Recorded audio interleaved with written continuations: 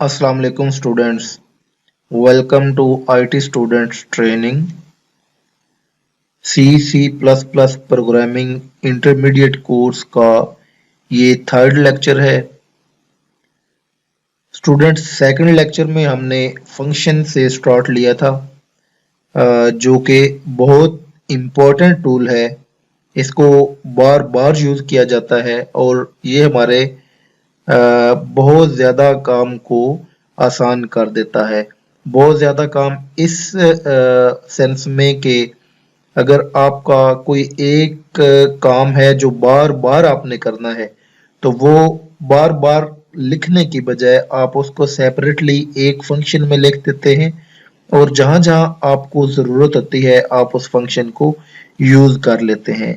It means कि हम एक सेपरेट पीस ऑफ कोड जो है उसको रीयूज करते हैं, बार बार यूज करते हैं। ठीक है, तो ये फंक्शन का सबसे बड़ा जो फायदा है एक ये है, और सेकंड ये है कि आपका जो कोड, आपका जो प्रोग्राम है वो बहुत अंडरस्टैंडेबल हो जाता है, रीडेबल हो जाता है, आप उसको आसानी से समझ सकते हैं। तो सेकंड लेक्चर में हमने स्टार्ट लिया था, हमने फंक्शन के बारे में थोड़ा डिस्कस किया कि फंक्शन क्या होता है। फंक्शन हमने देखा कि फंक्शन जो है वो कुछ इंफॉर्मेशन रिसीव करता है, उसको प्रोसेस करता है और कोई जो वैल्यू है वो जो रिजल्ट है वो प्रोवाइड करता है। ठीक है, फिर हमने देखा कि मेन फंक्शन C++ में मैंडेटरी है, ज़रूरी है। ठीक है, इसके बाद हमने नेक्स्ट जो है वो फंक्शन का सिंटैक्स हमने देखा कि इसमें डेटा टाइप है, जो ये वैल्यू रिटर्न करता है, इसकी डेटा टाइप लिखी जाती है। फिर फंक्शन का नाम लिखा जाता है और फंक्शन का नाम सेल्फ एक्सप्लेनेटरी होना चाहिए। इसके बाद आर्गुमेंट, जो आर्गुमेंट्स एज इनपुट, जो इंफॉर्मेशन एज इनपुट इसको प्रोवाइड की जाती है। हमने देखा था कि ये आर्गुमेंट्स अगर मोर देन वन है तो उनके दरमियान में कॉमा, वो कॉमा सेपरेटेड होते हैं तो कॉमा डाला जाता है। ठीक है, तो ये आर्गुमेंट ऑप्शनल है। कोई ये पॉसिबिलिटी है कि कोई किसी फंक्शन में आर्गुमेंट आप प्रोवाइड करें या ना करें, ये रिक्वायरमेंट पे डिपेंड करता है। ठीक है, इसी तरह ये रिटर्न टाइप भी हमने देखा था कि ये कुछ फंक्शन ऐसे होते हैं कि जो वैल्यू रिटर्न करते हैं और कुछ फंक्शन ऐसे होते हैं जो वैल्यू रिटर्न नहीं करते। ठीक है, फिर हमने ये डिस्कस किया था कि ये फंक्शन की बॉडी जो है इसमें सारी प्रोसेसिंग होती है और प्रोसेसिंग के बाद जो रिजल्ट होता है वो प्रोवाइड किया जाता है, चाहे वो रिटर्न किया जाए या फंक्शन यहीं पे उसको डिस्प्ले करा दे। तो इसके बाद नेक्स्ट हमने देखा था जो रिटर्न टाइप के हिसाब से फंक्शन के दो कैटेगरीज हैं। फर्स्ट कैटेगरी कौन सी, कि जो फंक्शन वैल्यू रिटर्न करता है। ये हमने देखा था कि ये फंक्शन इंट रिटर्न कर रहा है और दो पैरामीटर लेता है, इसका नाम डू सम है, और ये दो पैरामीटर्स को, दो नंबर्स को ऐड करता है और जो सम है वो रिटर्न करता है रिटर्न कीवर्ड के जरिए। ठीक है, जो नेक्स्ट हमारी कैटेगरी थी वो कौन से फंक्शंस की थी, जो वैल्यू रिटर्न नहीं करते। ठीक है, हमने देखा था कि जो फंक्शन वैल्यू रिटर्न नहीं करता वो किस कीवर्ड से स्टार्ट होता है, वॉइड से। ठीक है, तो वो वॉइड कीवर्ड से स्टार्ट होता है। ठीक है, तो ये जब वॉइड कीवर्ड आता है तो फिर यहाँ पे रिटर्न कीवर्ड नहीं आता। ठीक है, ये स्टूडेंट बहुत इंपॉर्टेंट ये पॉइंट है, इसको आप जरूर याद रखें कि अगर यहाँ पे आपका वाइड है कीवर्ड तो फिर इस जगह पे आप रिटर्न कीवर्ड नहीं लिख सकते। ठीक है, क्योंकि यहाँ पे आप बता रहे हैं कि ये फंक्शन कुछ भी रिटर्न नहीं कर रहा, तो जब आप ये बता देते हैं तो फिर आप यहाँ पे रिटर्न नहीं लिख सकते। अगर आप लिखते हैं तो ये सिंटैक्स एरर है। ठीक है, ये आपका जो कंपाइलर है इसको पकड़ लेगा। और इसी के दूसरे मतलब ऑन द अदर हैंड अगर आप देखें, यहाँ पे अगर आप इंट लिख रहे हैं, मतलब कि इंट अगर आप रिटर्न कर रहे हैं, वाइड नहीं लिख रहे, तो जब आप इंट इधर लिखेंगे तो फिर यहाँ पे आप रिटर्न का कीवर्ड जरूर लिखेंगे। मीन के आप फिर यहाँ पे कोई ना कोई जो वैल्यू है वो जरूर रिटर्न करेंगे। ठीक है, ये चीजें बहुत जरूरी हैं और आपको ये चीजें क्लियर हो जानी चाहिए कि अगर फंक्शन कोई वैल्यू यहाँ पे रिटर्न कर रहा है, यहाँ पे कोई भी डेटा टाइप हमने लिखी हुई है जो जिस डेटा टाइप की वैल्यू वो रिटर्न करता है, तो फिर यहाँ पे बॉडी के अंदर ये रिटर्न का कीवर्ड यानी जो वैल्यू हमने रिटर्न करनी है वो जरूर लिखनी चाहिए। ठीक है। और दूसरी सूरत में क्या है कि अगर रिटर्न नहीं करता यानी यहाँ पे वाइड लिखा हुआ है, तो फिर आप यहाँ पे रिटर्न का कीवर्ड नहीं लिखेंगे। ठीक है। तो ये चीजें इनको आप मेमोराइज कर लें, और ये बहुत ही इंपॉर्टेंट है चीजें दोनों। इसके बाद हमने नेक्स्ट देखा था कि जो फंक्शन का नाम है वो सेल्फ एक्सप्लेनेटरी होना चाहिए। इसके आर्गुमेंट्स के बारे में हमने पढ़ा कि वो ऑप्शनल होते हैं। कॉलिंग मैकेनिज्म, ये हमने देखा था कि जब फंक्शन को यूज किया जाता है, कॉल किया जाता है या इन्वोक किया जाता है, तो इन्वोक करने के लिए हमने देखा था कि फंक्शन का सिर्फ नाम लिखते हैं और उसके बाद जो वेरिएबल का नाम है वो हम उसको as a parameter, as a argument pass करते हैं। ठीक है।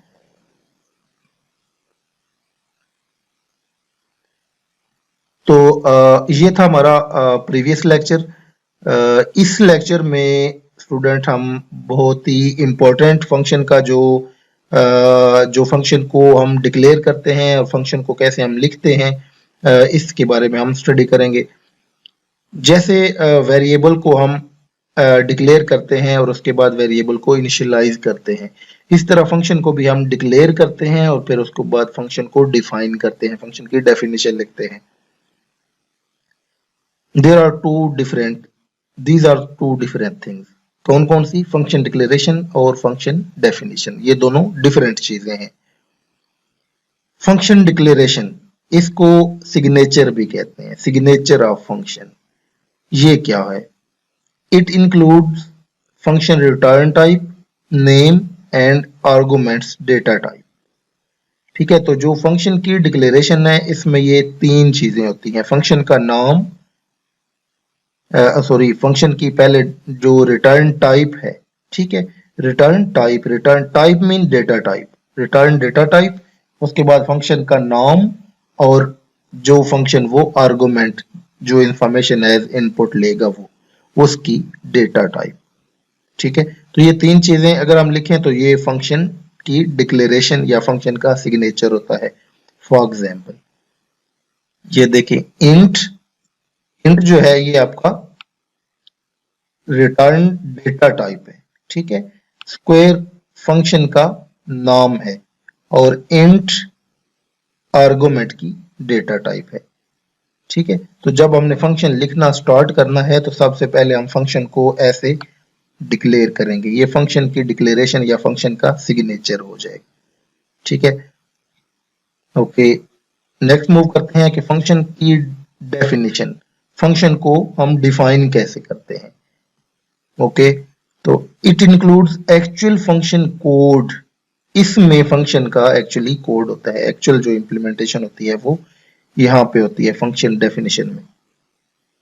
तो इसकी एग्जांपल अगर आप देखें तो ये ऊपर हमने डिक्लेयर किया ये इस लाइन में, और यहाँ पे हम सेम वही लाइन दोबारा लिखते हैं। ठीक है। यानी ये रिटर्न डेटा टाइप, फंक्शन का नाम और ये आर्गुमेंट का डेटा टाइप और आर्गुमेंट का नाम। स्टूडेंट ये जो नाम है, ये आर्गुमेंट का जो नाम है नंबर, ये आप यहाँ पे भी लिख सकते हैं। ठीक है। ये जो है यहाँ पे जरूरी नहीं है कि सिर्फ आप जो है वो डेटा टाइप ही लिखें, आप नाम भी लिख सकते हैं।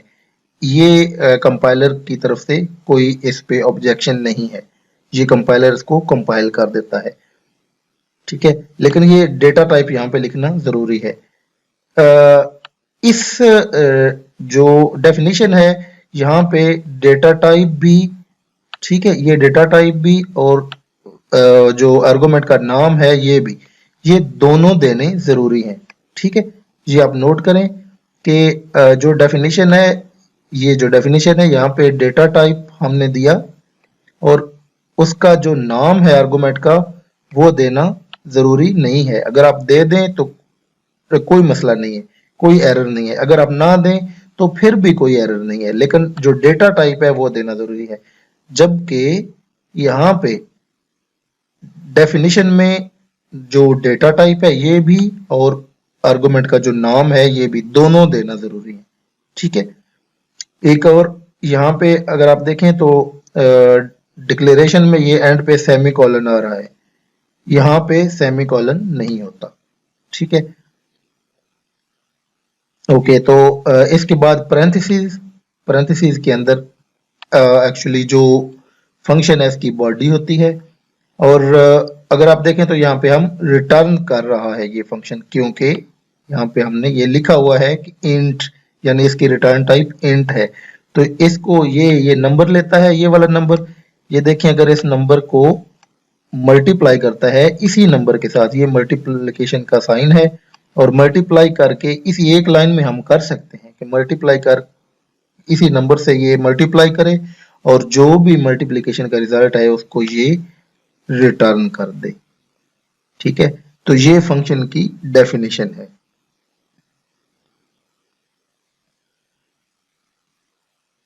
कि नेक्स्ट स्लाइड मूव करते हैं। फंक्शन डिक्लेरेशन एंड डेफिनेशन के रिलेटेड ही, as we declare variable as int x before using it, similarly we need to declare a function before using it.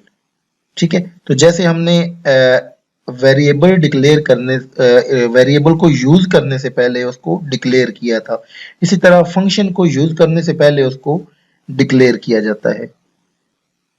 Function is always declared before main, very very important point.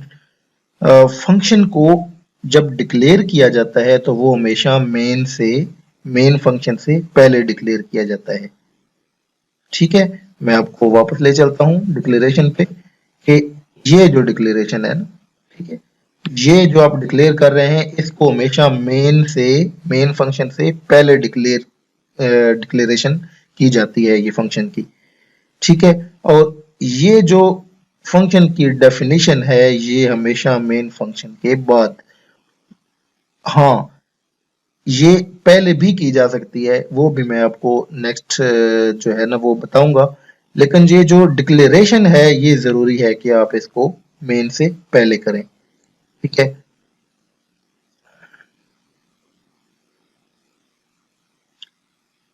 whoever it can be defined before or after main function. Function is always declared before main function. However, it can be defined before or after main function. ये चीज clear हुई कि जो function की definition है, जो function की declaration है वो मेन से पहले होनी जरूरी है, जबकि फंक्शन की जो डेफिनेशन है वो मेन से पहले भी आप कर सकते हैं और मेन के बाद भी आप कर सकते हैं। ठीक है, ये बहुत इंपॉर्टेंट पॉइंट है, इसको आप जरूर मेमोराइज कीजिएगा। स्टूडेंट्स, अगर आपको ये चीजें अभी क्लियर नहीं हो रही तो प्लीज आप जस्ट इन पे फोकस करें, कंसंट्रेट करें, जो चीजें आपको पिक होती हैं वो चीजें आप समझें। जब हम प्रोग्राम लिखेंगे तो उस प्रोग्राम में हम फंक्शंस के रिलेटेड जितने भी हमने इन स्लाइड में कंसेप्ट पढ़े हैं वो सारे के सारे फंक्शन प्रोग्राम के अंदर हम कोड करेंगे, उनको मैं आपको डिटेल के साथ वहां पे पढ़ाऊंगा। We can write function declaration and definition separate or together. Another very very important point कि आप फंक्शन की डिक्लेरेशन और डेफिनेशन ये सेपरेट भी लिख सकते हैं और इकट्ठी भी लिख सकते हैं। ठीक है, और स्टार्टिंग में हम सेपरेट लिखेंगे, इसके बाद हम क्योंकि जो अच्छा प्रोग्रामिंग स्टाइल है उसमें इकट्ठी लिखी जाती हैं। ठीक है, लेकिन ये आपके पास ऑप्शन है, आप सेपरेट भी लिख सकते हैं और इकट्ठा भी लिख सकते हैं। Function use in assignment statement, हम फंक्शन को असाइनमेंट स्टेटमेंट के तौर पे भी यूज कर सकते हैं। कैसे? जैसे ये अगर आप देखें तो ये जो है ये हम फंक्शन को कॉल कर रहे हैं। ठीक है, ये फंक्शन कॉल होता है, आपको पता है मैंने बताया था कि फंक्शन कॉल करने के लिए क्या होता है, फंक्शन का नाम और जो पैरामीटर पास होता है उसका नाम। ठीक है, तो ये हमने फंक्शन को एक नंबर दिया और ये स्क्वायर का मतलब है कि ये स्क्वायर करके हमें रिटर्न कर रहा है। तो जो भी रिटर्न होता है इस फंक्शन से, ठीक है, वो 10 के साथ ऐड होता है, प्लस होता है, और प्लस होने के बाद जो रिजल्ट है वो हम इस इंट रिजल्ट एक वेरिएबल में सेव कर रहे हैं। ठीक है, तो ऐसे भी हम कर सकते हैं, ये भी हम देखेंगे अपने प्रोग्राम के अंदर। ठीक है,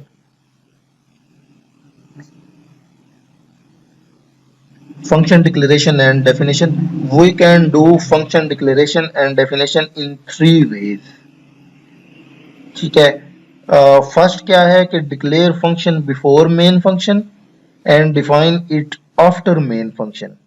ठीक है, तो आप डिक्लेयर मेन से पहले करेंगे और डिफाइन मेन के बाद करेंगे, एक ये तरीका है। सेकंड क्या है कि declare and define together before main function, कि आप मेन से पहले ही डिक्लेयर भी करें और मेन के से पहले ही डिफाइन भी करें। और थर्ड क्या है, declare and define function in a separate header file, then include that header file at top of program. एक ऐसा भी होता है फंक्शन का कि अगर आपके पास लेट्स सपोज एक प्रोग्राम में 10 फंक्शन है, 20 फंक्शन है, मीन के फंक्शंस की जो तादाद है वो बहुत ज्यादा हो चुकी है, तो उस प्रोग्राम में फिर इतने सारे फंक्शन जो है वो लिखने से वो प्रोग्राम बहुत बड़ा हो जाएगा। तो ऐसी सूरत में ये हो सकता है कि आप एक सेपरेट फाइल बनाएं, उस फाइल में आप अपने सारे फंक्शन लिखें और उस फाइल को आप अपने प्रोग्राम के टॉप पे इंक्लूड कर लें। जैसे हमने एक फाइल ऑलरेडी इंक्लूड की, हर प्रोग्राम में हमने इंक्लूड की, वो कौन सी थी, हैश इंक्लूड आयोस्ट्रीम। ठीक है, तो आयोस्ट्रीम एक फाइल हमने इंक्लूड की। इस तरह हम अपने भी कोई फाइल अलग लिख के उसको इंक्लूड कर सकते हैं। ठीक है, तो ये 3 वेज हैं कोई भी फंक्शन जो है वो लिखने के। तो स्टूडेंट्स, इसके बाद हम प्रॉब्लम स्टेटमेंट पे पहुंच गए। इस प्रॉब्लम स्टेटमेंट में क्या हो रहा है, write a C plus plus program which contain a function, this function receive a number as argument, calculate its square and return the square. ठीक है, तो ये हम एक सी प्लस प्लस प्रोग्राम लिखेंगे जिसमें ये हम फंक्शन भी लिखेंगे, और जितने भी हमने फंक्शन के रिलेटेड कंसेप्ट हमने पढ़े हैं, उन सारे कंसेप्ट को हम इस प्रोग्राम के अंदर प्रैक्टिकली हम देखेंगे, प्रैक्टिकली हम इसको कंपाइल करके सारे जो प्रोग्राम जो कंसेप्ट हैं वो क्लियर करेंगे। स्टूडेंट्स, जब प्रैक्टिकली, इसलिए मैं आपको बार बार कहता हूं कि आप प्लीज प्रैक्टिस करें, practice makes a man perfect. आप बार बार प्रैक्टिस करें, जब आप प्रैक्टिस करेंगे आपको जो एरर्स आएंगे, वो एरर का मतलब ये हरगिज नहीं है कि आपको वो चीज नहीं आती या आपका टाइम वेस्ट हो रहा है, नो, एरर्स आएंगे तो आपकी लर्निंग और ज्यादा होगी। ठीक है, ये एरर्स से भी बहुत अच्छी लर्निंग होती है। तो इस प्रोग्राम को हम इंशाल्लाह, इस प्रॉब्लम स्टेटमेंट को हम अपने नेक्स्ट लेक्चर, जो हमारा 3rd लेक्चर होगा, उसमें हम इस प्रॉब्लम स्टेटमेंट को जो है वो कोड करेंगे अपने Dev C plus plus tool के अंदर, और डिटेल के साथ फंक्शन के सारे कंसेप्ट जो है वो हम स्टडी करेंगे। नेक्स्ट लेक्चर तक के लिए अल्लाह हाफ़िज़।